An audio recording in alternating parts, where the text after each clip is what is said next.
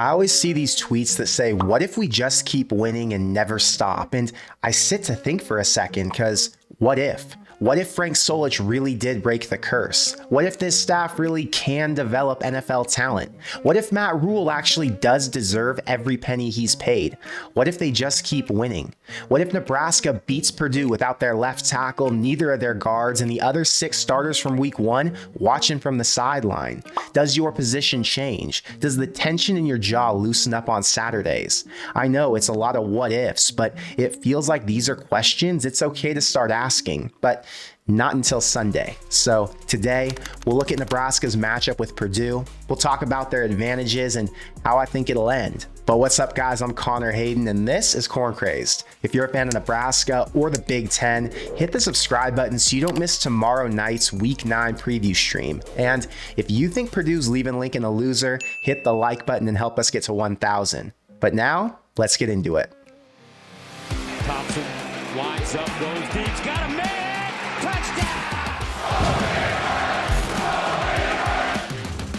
In this week's presser, Ryan Walters brought up his history as a coach against Nebraska, being a part of an Illinois staff that beat Frost teams back-to-back years. And he mentioned that before those games, his negative feelings towards the N on the helmet and the color red came back.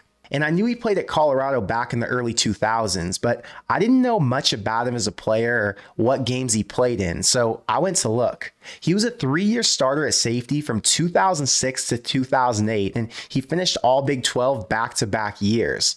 Colorado's record against Nebraska while he was there, 2-3. And the last game he ever played in Memorial Stadium, Ndamukong Suh had the interception against Cody Hawkins, and Alex Henry nailed a 57-yarder to win by 9 and to keep Colorado out of the postseason.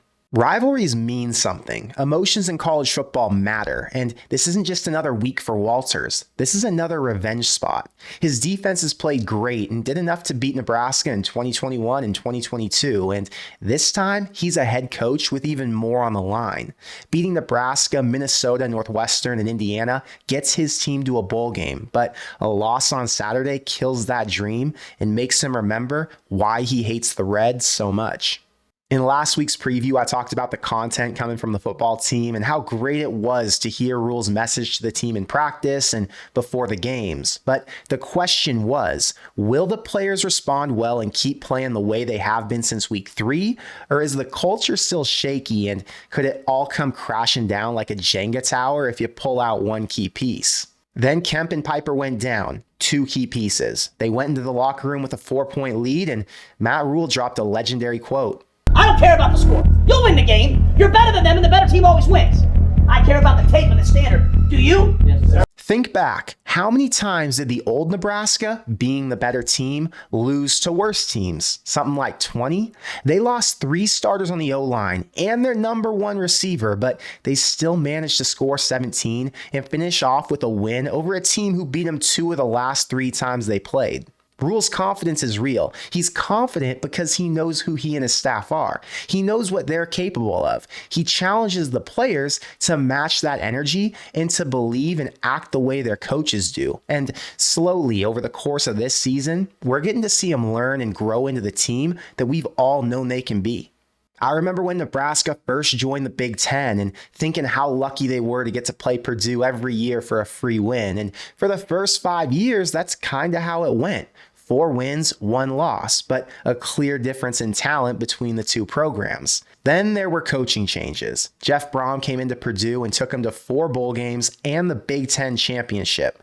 Frost did his thing and the script flipped. Nebraska went from 4-1 the first 5 years to 1-4 the next. Purdue averaged almost 35 points in those games, and the losses triggered fans to say that Nebraska didn't belong in the Big Ten.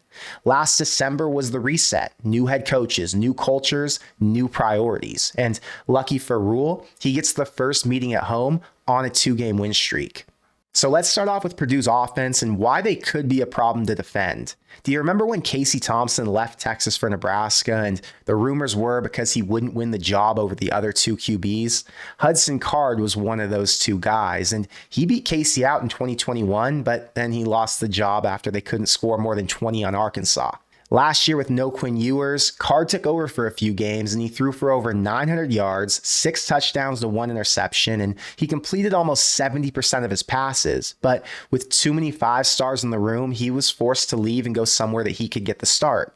Luke Altmaier, Jeff Sims, Tanner Mordecai, Cade McNamara, Ben Bryant, and Hudson were all transfers into the Big Ten West this offseason, and so far, Card's been the best one. He's thrown for over 1,600 yards, scored 10 times, and completes more than 60% of his throws, and he's doing it with a mediocre O-line, a weak receiving core, and a run game that ranks 88th nationally with no big play threat. Does that remind you of anybody? Illinois and Northwestern both lacked the O-line and the big play running back, but with enough time, their QBs had chances to find receivers downfield. In week 2, Shedeur Sanders was pressured a lot, and I think he got sacked 8 times or something crazy. But what made him special and where Nebraska's defense got crushed was that he was able to extend plays because he could run around and wait for somebody to get open. This game could feel the same. The Blackshirts are going to win the line of scrimmage. They're going to stuff the run and they won't give up much over the top. But if Card can use his legs to keep plays alive, he'll find Deion Burks or TJ Sheffield downfield for chunk plays. The problem for the defense is that they need to play almost perfect to win games since Harburg and the offense have their own issues. Purdue's lost 5 fumbles and thrown 5 interceptions, so the odds are the defense is going to get at least 1 takeaway. But if they don't, the 17 points that Purdue could score is going to make this game a little too close for comfort. When Nebraska was on offense last week, I remember seeing all the tweets from fans that were frustrated there wasn't more of a run game. But honestly, what'd you expect? Nebraska's got a top 20 rushing offense, and Northwestern had a bye week and extra time to figure out how to shut that down. Ryan Walters is an excellent defensive mind, and the bye week gave him more time to figure out how to stop Harburg too. So brace yourself, because Harburg's going to have to pass if they're going to score. We'll see 3 new starters on the O-line. Prohaska at left tackle, who's been underwhelming, but Rule said he wasn't really ready to play until now. Evans Jenkins, who looked good at center last week when Scott went out, and Henry Latovsky, who's played a bunch so far this year. The question is, does the protection hold up against the blitz? Walters is bringing heat since he's going against a front that's still getting broken in, and if that's the strategy, does Satterfield use Jaden Doss on screens and short easy throws over the middle to keep their D honest? I'd argue that Purdue has the edge over Nebraska's offense, but when Harburg's on, he can score on anybody except Michigan, but it's hard to win on a play when the other team knows what's coming. Let's talk about what Vegas thinks, but before we do, I want to make sure that if you do want to bet on this game or any other college or NFL games this weekend, that you have the opportunity to. Our sponsor for today's video is BroThrow, which is the first place I go when I want to place bets because it's available in all 50 states. It doesn't require a deposit. There are no withdrawal minimums or requirements. And most importantly, you don't pay a 10% VIG since it's not a sports book. If you bet $20 on a game, you'll win $20. We have over 1,200 Corn Craze subscribers in our group on BroThrow that bet on college and NFL every week. So if you want to bet on spreads, totals, and money lines with better odds than any sports book or any site you use, you can join us for free at brothrow.com/GBR to start saving on the juice today. Nebraska's a 2.5-point favorite at home this week, which means Vegas actually thinks Purdue would win this game if it was played on a neutral site. I know the home field advantage is real in Lincoln, but that's a crazy thought. Purdue's 2-5 with wins over Illinois and Virginia Tech, but they got crushed by Ohio State, Syracuse, and Wisconsin all at home. I think Purdue has 2 advantages. 1, they're healthier coming off the bye week, and 2, they're more prepared to play better off the bye week. The total set at 39.5, so Vegas is expecting something like 21-17 Nebraska. But the way these 2 offenses are playing, I think we're looking at something closer to 14-10, and the under might be my favorite play of the week. There are a couple things that make me nervous about this game.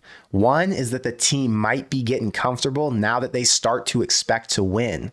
Obviously, that's a good thing, but they need to keep that killer instinct even though they've proven to themselves that they can win the games they're supposed to and the games they couldn't before. 2 is that Purdue can't afford to lose this one. A loss here and their season's done. They'd be 2-6 with a road trip to Michigan next. 2-7's an ugly spot that Nebraska fans remember all too well. The offense was already struggling with Billy Kemp and the intact O-line, but how do the new guys perform against the DC who's dominated them back-to-back years? If I had to pick one key to the game, I'd say it's special teams. Tristan Alvano sucked to start the year, but he bounced back nice. Purdue sucked to start the year too, but I think they still do. They've made the fewest field goals in the Big Ten, and they're only 3 of 9 on the season. Add in the fact that they've missed 2 extra points, and Nebraska should have a significant edge here. It's already hard to kick in Lincoln, but it's harder when you're not good to begin with. The key word before I started this was that I was nervous, and it's okay to be nervous, but I'm still confident. So I'm taking Nebraska to win 20-14 to get one game closer to that 6-win goal that we all had for Matt Rule in year 1. And if they do win this one, I already know the Kool-Aid's going to be flowing. Malachi Coleman's play the last couple games gives me confidence that he and Bullock are enough for Harburg to work with. But to really get the offense going, Fedoni has to bounce back and start catching the ones that he's been dropping over these last few weeks. Nebraska wins if they win the turnover battle, but that's been a lot to ask, and I hope last week was the wake-up call they needed to lock back in. But I want to know what you think, so let me know in the comments below. Who leads Nebraska in receiving this week? Does Purdue win the turnover battle, or will Harburg and his playmakers protect the ball? And do you think the total goes over or under 39.5? It's crazy that every Big Ten West matchup is always projected to be in the low 40s or high 30s, but it's a testament to good defense, and I'm just glad Matt Rule understood how important getting a coach like Tony White to Lincoln was for his rebuild. But that's all I've got for today. So until next time, thank you for being here, and I'll see you in the next one. Go Big Red.